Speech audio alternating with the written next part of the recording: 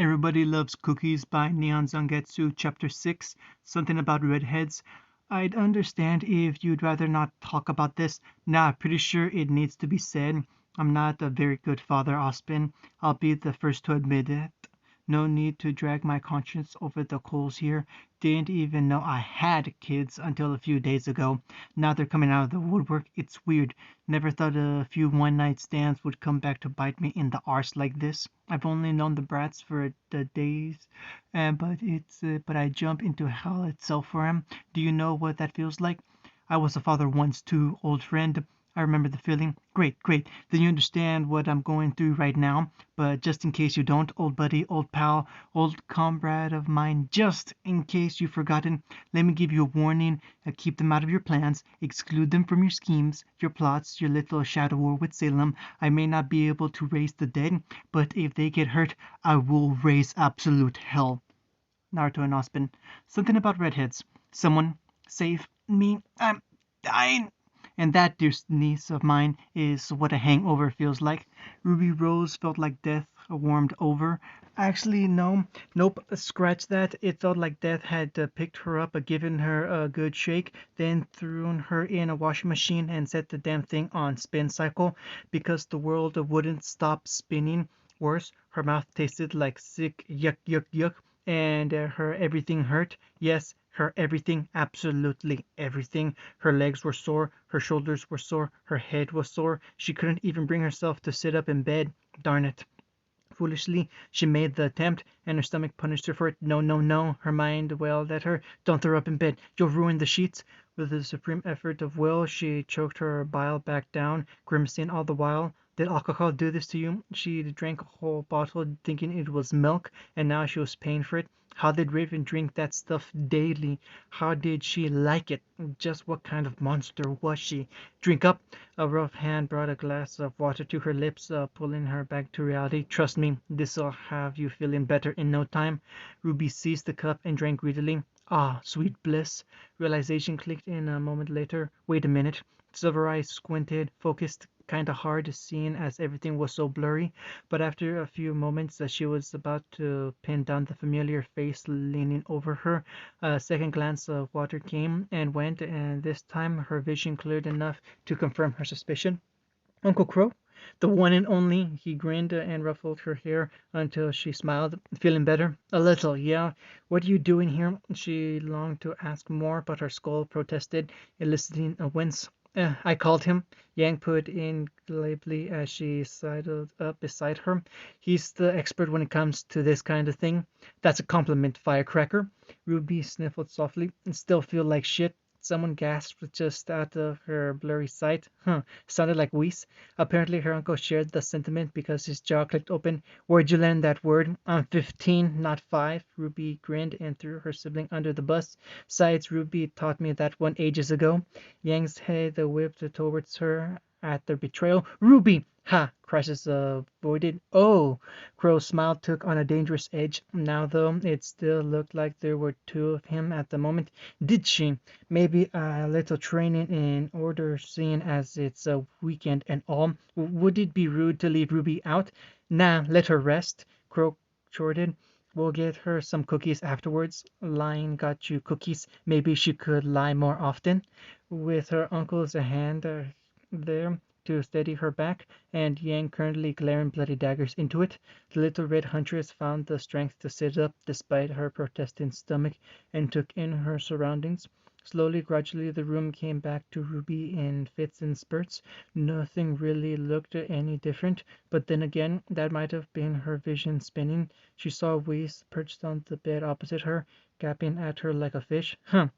Guardian one, she'd been the one to gasp. After all, as ever, Blake had her nose in a book. Wait, did her bow twitch just now? Was she still seeing things? Sure enough, those golden eyes flicked her way. How do you feel? Death, she croaked. I feel like death, says the girl who nearly drank herself under the table. We snipped. Now it was Ruby's turn to squawk. I only had one bottle. Yeah, lightweight, Yang snorted. Ruby chucked a pillow at her. Blake smiled. It was a tiny little thing, and Ruby had to really squint to see it, but it was there. Huh, neat. Now that she thought on it, it really was kind of weird to have Uncle Crow here on a weekend. Not that she minded, of course. Uncle Crow was cool, still she wondered why. He taught at Signal. No way he'd come all the way up here to just to deliver a glass of water and some hangover pills. Again, she was 15, not 5. Something was up. Besides, he had that look in his eyes. Now then, her favorite uncle chimed in a little too happily. You gonna tell me who got you drunk yesterday? Yeah, Rubes, Yang elbowed her none too seductively. Why don't you tell him who gave you that bottle? Uh-oh. So that's why Uncle Crow had come all the way down to Beacon on a weekend. Beneath his less than subtle gaze, Ruby's added mind suddenly found ample reason to shake off its stupor. Her mouth opened to answer him. Common sense slammed it shut again. Red alert, DEFCON 1. Repeat, DEFCON 1. See no evil, hear no evil, speak no evil. She didn't want to rat out Naruto, much less point Uncle Crow at him. Naruto was nice. He'd given her cookies. Sure, she'd gotten drunk at his bakery, but that was an accident. He didn't deserve to be ambushed by Uncle Crow. Raven? Well, Raven was complicated. Ruby didn't know what to think of Raven. From what Yang had told her, she'd imagined some horrible beast of a woman, 10 feet tall, with burning red eyes and jagged teeth. The woman she'd met failed to live up to the imagination her sister had painted her. Raven had red eyes, to be sure, but little more. Her tongue was sharp, but if she'd had an edge, something or someone had dulled it considerably. Harsh words aside, she'd not raised a hand to any of them during their time there. Maybe that wasn't fair of her. Maybe the strong drink had dulled her memories of the afternoon somewhat. Maybe she was just being childish. But one image stood out among them. Raven and Naruto reminded her of Mom and Dad. Raven made Naruto happy, and she knew that. She'd seen that firsthand, but Raven had left Yang. Ah, complicated feelings. What was she supposed to do with this? Don't know what you're talking about. Her own words surprised her. I grabbed the wrong bottle by mistake. Don't worry, short stack. Crow chuckled, mad her way. Very much so. I'm not gonna hurt anyone. I'm just gonna talk to them loudly, repeatedly, with my scythe. Uncle Crow! Ruby tried to stand, and her face turned green. Whis went pale. No, no, no! Ruby rose. Don't you dare! Too late in that moment, Ruby finally lost the war with her stomach. The outraged shriek, one wee snee, echoed long and loud through the dorms. It couldn't be him. No, it just couldn't. It was unlikely at best, impossible at worst. Sat on her bed, Pyra turned the worn photograph over in her hands, thumbing the worn edge with great care, lest she accidentally tear it. Nothing changed. Of course it didn't. She'd been gazing at it for the better part of an hour now in stoic silence, memorizing every detail. By this point she knew it better than her own reflection, and yet she still couldn't look away. It was an old photo, all things considered, one taken among a crowd of people she failed to recognize. They didn't matter, the man and the woman standing beside her, very much so.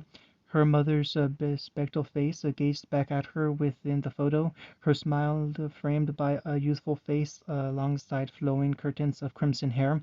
It was the face of a young woman in her late teens, not yet the careworn visage she'd come to know and love.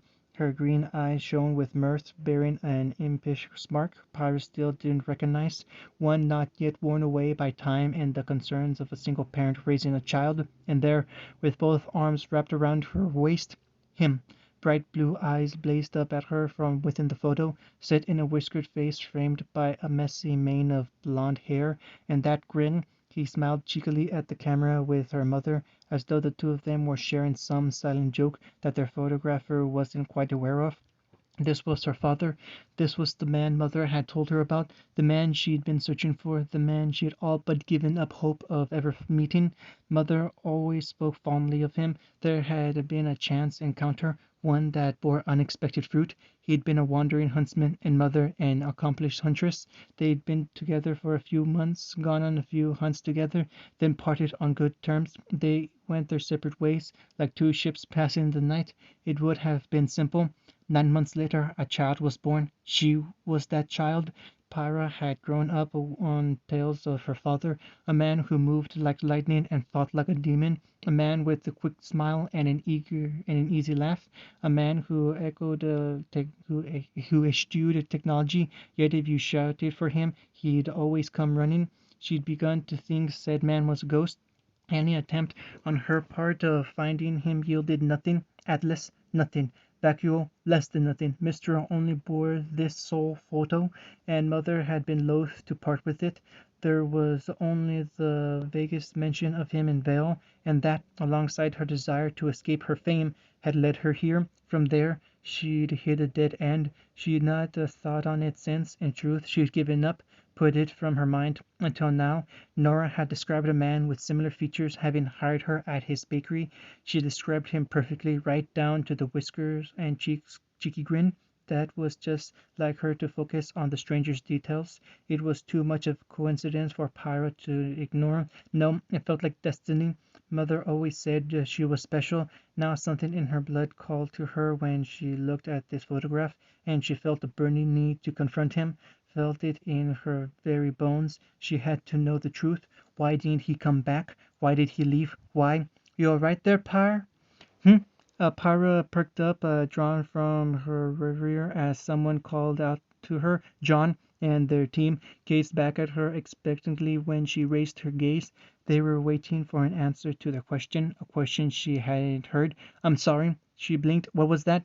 My job, silly. Nora was all too happy to pose it again. Today's my first day. I was asking if you guys want to come with. She's afraid to go alone, Ren clarified. Something about stranger danger. Nora jerked back as if he'd slapped her. Rennie, how could you?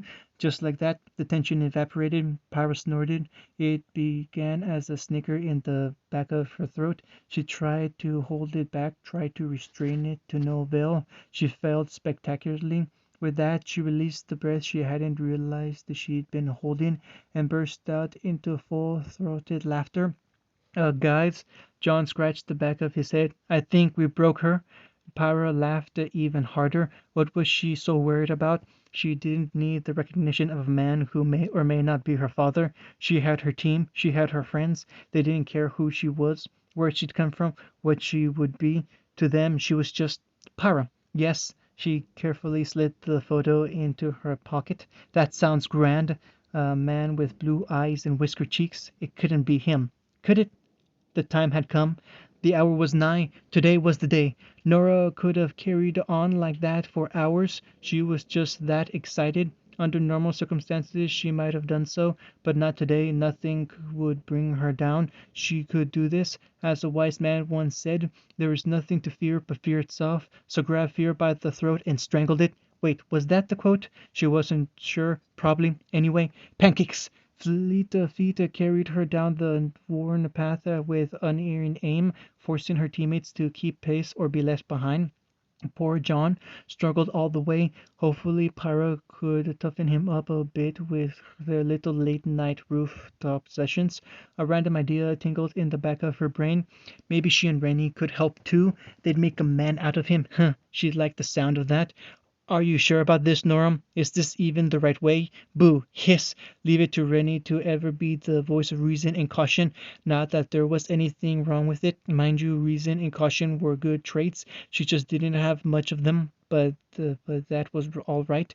Rennie had more than enough brains for the both of them. Under normal circumstances, Nora might have listened to him, but today didn't want reason. She wanted pancakes. Of course, I'm sure. Now, forward, she cried, stabbing one finger. Well, forward. Nora has spoken. Nora needs to stop referring to herself in the third person. John sighed with a rueful smile. Nora refuses. Now, there's no need to be cross. Pyra interjected fondly. Nora senses treachery within the ranks. Learning to cook had always been a personal ambition of hers, a talent she hadn't quite been able to pick up, something she'd gone without for so long. Rennie always did the cooking. She wanted to impress him with her skills, and now that opportunity was right here within her grasp, knocking on her door. Really, it was just manners to do the same when she finally reached the bakery. She slapped her fist against the wooden frame and sent it crashing against the wall.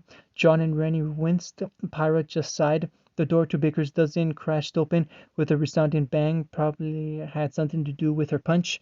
Lieutenant Nora reporting for duty, she called, snapping off a sharp salute as she stepped through. You hear, old man? I've come for pancakes. At this hour, Naruto didn't have much in the way of customers. Perhaps that was a mercy for them.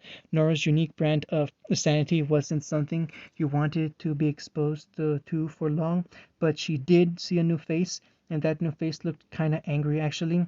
What are you doing? You can't just go kicking the door in like that. A mousy looking girl with sharp eyes and bright hair, not unlike her own, saw their little party and made a beeline for them. Clad in the signature golden blue uniform of Baker's dozen, she looked tiny, frail even, more skittish than a deer in headlights. She noticed the antlers a heartbeat later. Oh, shit. Was that racist? No, she wasn't racist. She was the last racist person in the world. Nora dropped her salute with a frown. Who are you? That's my line. Now, dearie, she's a friend. Naruto emerged from the back with a steaming tray of some confession she couldn't recognize. It smelled almost as good as pancakes. Almost. Even the little fawness tried to protest. A sugar cookie sailed into her mouth like a flung shuriken, forcing her to chew on the orb. You're early. Those gentle blue eyes flicked over her for a moment and seemed almost familiar, but they flitted over her shoulder and noticed her team. You know, when I hired you, I didn't expect you to drag your friends along for your first day. Nora never saw Pyra perk up behind her. Sorry, not sorry, she chirped happily. So can we get started? Naruto looked like he wanted to argue. In the end, he decided against it. Wise choice.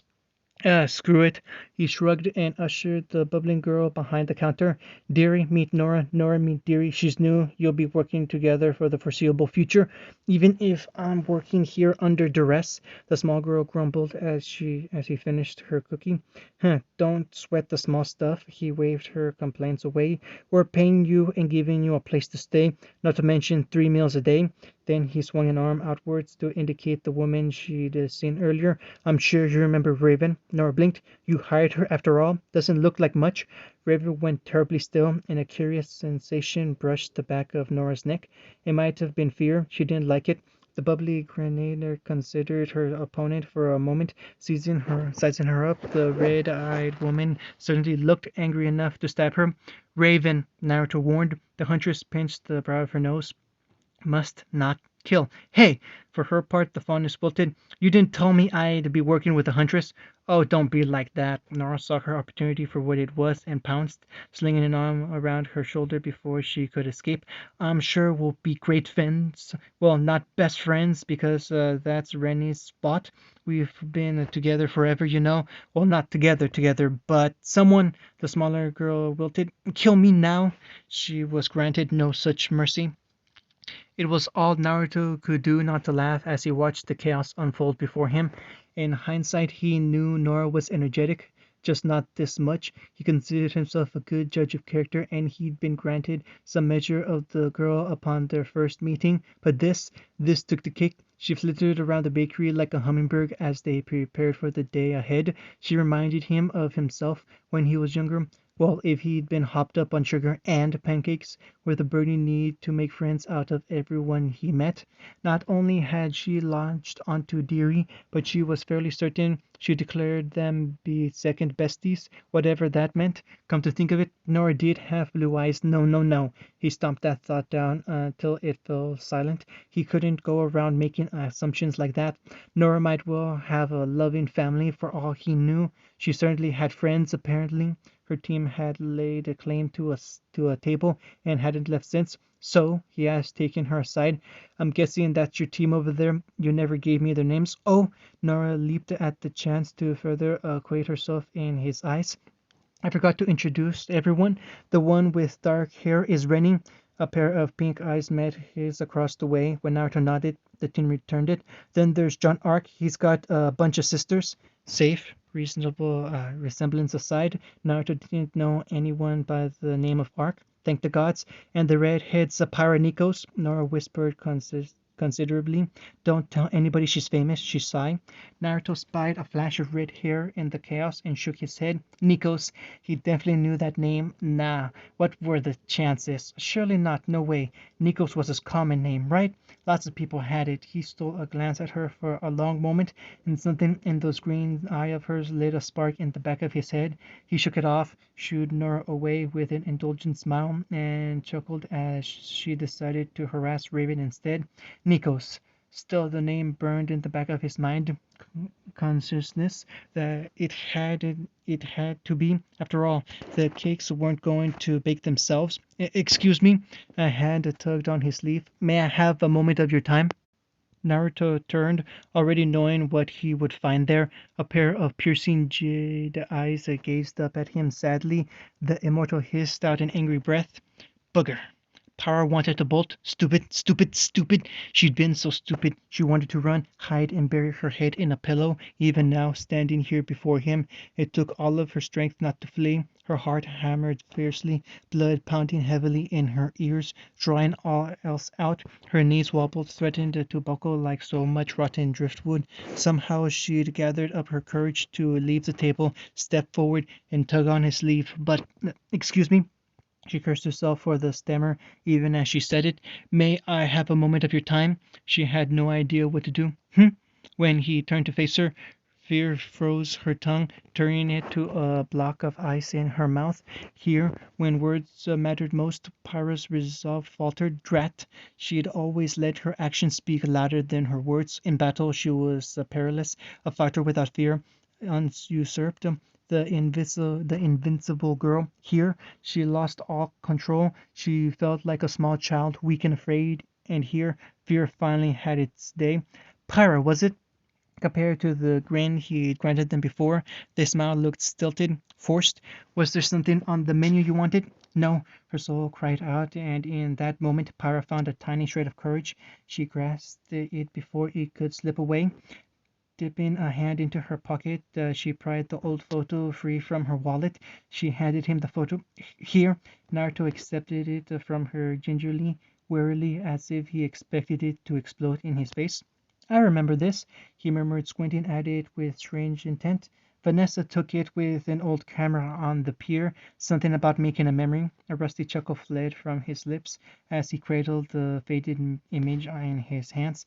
Good times. I wish I could have kept in contact, but I didn't have a scroll back then. Wait.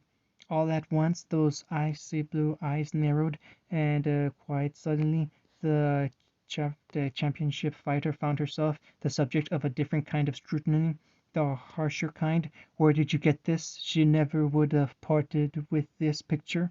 Pyra's hand flew to her mouth to stiffen a gasp. Vanessa, that was her mother's name.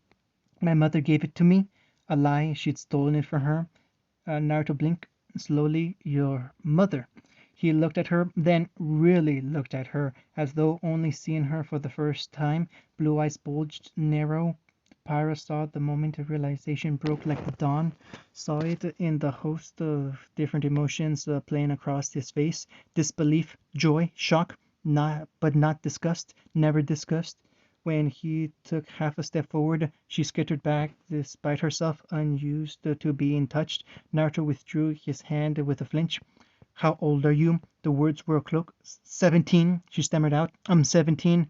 You've got to be kidding me, Raven shouted somewhere in the background. Another one? How busy were you? Naruto's face turned ghost white, and he clutched at the bar to steady himself. For a moment, Pyra feared he might faint, or worse, suffer a heart attack. Somehow he rallied himself and stood again. She couldn't help but notice the claw marks he left behind in the wood. She could feel the sword woman glaring holes in her back, but she endured. She had to endure. To fold now meant disaster. Bloody hell. Naruto shook his head in disbelief. Vanessa had a kid. I didn't know. She had you. Yes, was the word struck him like a slap. You didn't know? Like hell I did. I would have stayed. Pyra felt a slow blush begin to creep up the back of her neck. Slowly, gradually, it turned her pale face redder than her hair, not from shame nor from pride, but some other strange emotion she couldn't quite quantify. He hadn't rejected her. He hadn't turned her away out of spite. If anything, he looked guilty for not knowing the truth, and he'd admitted it, accepted the possibility that he might be she couldn't get the word out. Her fear locked her up her throat again, choking any words she might have mustered. A moment of awkward silence pushed itself between the two of them. Well, damn! Naruto broke it first. Guess I owe you a lot of birthday cake, don't I? Pyro broke. Daddy! She wasn't quite sure what compelled her to move, only that she did. Her legs betrayed her, and with a sob she bolted, not away, but forward. Her head collided with Naruto's chest with an audible crack, causing the blonde to grunt in surprise. When the tears came, she didn't fight them. Pyro didn't weep. She wailed. It wasn't a pretty sight. She didn't care. She bawled into his apron, thick tears pouring from her eyes as she clung onto him for dear life. Strong arms wrapped around her back, hesitantly at first, but then with resolve when she didn't try to struggle or slip away. "Oh, hell," she heard him sigh. "I'm sorry. I didn't mean to make you cry." Somehow that made it worse. Knowing he cared, it hurt. Pyra wept miserably against him. Daddy. It should have been strange, calling some random stranger such. She couldn't bring herself to care, even now. 17 years worth of pent-up emotion crashed down on her, all at once in a torrential flood. She found herself caught up in them, unable to escape the deluge. Pyra wasn't sure she wanted to. "You're real?" she babbled into his chest, fingers clutching fitfully at the fabric of his apron. "All this time I thought you weren't, but you are. You're not a ghost. Wait." His laughter only made her cry harder. "What'd you think I was, a ghost?" He never had a chance to finish that sentence. Without warning, the door flew from its hinges. Every customer, waitress, and hunter alike craned their heads towards the entrance as fresh sunlight spilled into the bakery. Even Pyra wasn't immune to curiosity. Not a heartbeat later, she saw the perpetrator coming in, brandishing a sword in one hand and an old silver flask in the other. Bleary red eyes swept over the room in search of something and failed to find their target. They narrowed. "All right!"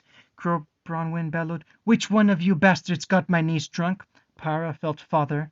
Just saying it made her heart perform a cartwheel. Tense against her, heard a low, angry growl rumble through his chest. Oddly enough, it didn't scare her. For a fleeting instant, his very body burned cold gold in her grasp. With one arm still wrapped tightly around her, he snatched up a tray from the bar and hefted menacingly. "Close your eyes, sweetie," he smiled at her. "I'm about to commit murder." Someone beat him to it. "You look like shit, brother. Drinking again?" Pyra poked her head around Naruto and saw a woman clad in red and black rise from her seat. She'd failed to notice her until this very moment. No longer. As she looked on in quiet concentration, the sword woman sashayed past them to meet the intruder, hips swinging with every step. Crow saw her too. He must have, because he raised his flask to his lips and took a long, hard swig. "Me and my bad luck. What the hell are you doing here, Raven?" She grinned back at him. It was not a pleasant smile by any measure. "Bad luck has nothing to do with it, Crow." "That's so, because my niece just happened to tell me you'd shacked up with an old friend. He in? I want to have a word with him." Raven twitched. "He's not here." "Really? Because that looks like him hiding over there." Ah! In hindsight, Pyra would later realize that the intruder, Crow, was absolutely sauced at the time and thus couldn't be held solely responsible for his actions. Also, he really shouldn't have pressed that button. Raven's boot cannoned into his face and sent him crashing through a wall, tumbling and swearing. A decidedly crow-shaped impression was left behind, but the huntress didn't stop there. Eyes spit in flames, Raven drew her blade and surged out into the opening after him with an angry snarl. The howl of pain that followed would be the stuff of legends. There's that moment gone. Naruto palmed his forehead and exhaled in a long-suffering sigh. "Coffee?" Pyra sniffed, giggled, and dared a small smile. "I'd love some, thank you." Mother had been right after all. Father was weird. Previews. Stupid dear. A hand tapped his shoulder. Carden turned and met Nora's smile. Would you care to repeat that, you son of a bitch? Raven's blades flew from its sheath. Must we? We squirmed. I fail to see the point here. You asked for this. You want to be independent, don't you? That requires strength. Draw your weapon, Schnee. You want to fight me? Pyra perked up at his baffled tone. At the end of the day, no matter how she might try to hide it, Pyra was still a championship fighter. She'd been trained and capitalized on an opponent's weakness wherever she saw it. Her mind viewed this as a fight, very much so. More than that, she wanted to test herself against him. More than anything, she longed for a fight where victory wasn't a guarantee. More than that, he treated her like a normal person. He didn't care about her title, her fame, any of it. She was normal to him, was just his daughter, just Pyra. She could count the number of people who treated her like that on one hand. One was Ruby, the other three were her teammates. Pyra couldn't help herself. She pounced. Please, father. She clasped her hand together before her chest. Just a little. It'd mean the world to me. Jeez, my heart. Naruto wheezed and clutched at his chest. Still not used to hearing that. Hesitation. She homed on it like the champion she was. Then how about Papa? It was super effective. Naruto folded like a house of cards. Fine. Raven shook her head. Whipped. Here. Adam regarded the cake before him with baleful eyes. It was a decadent thing indeed. His mouth watered at the sight of it. This will do. Deary took one look at his expression and scuttered back behind the counter like the frightened fowl she was. Coward! She wouldn't do well in the Fang. Honestly, oddly enough, she seemed intent to keep the blonde between her and him at all times. That implied a certain trust. Anyone willing to hire Faunus, pay them a decent wage, let alone stand up for them, begrudged a bit of respect, just a bit. After all, it was quite late, and his sweet tooth had been bothering him all week. The thought stirred an odd pang in his chest. Blake had always enjoyed sweets. Aren't you going to charge me? Nope. Naruto granted him a small smile. It's on the house. I don't believe that for a moment, human. What do you want from me? Not a thing. His answer floored the Faunus. You just remind me of an old friend. End of chapter 6.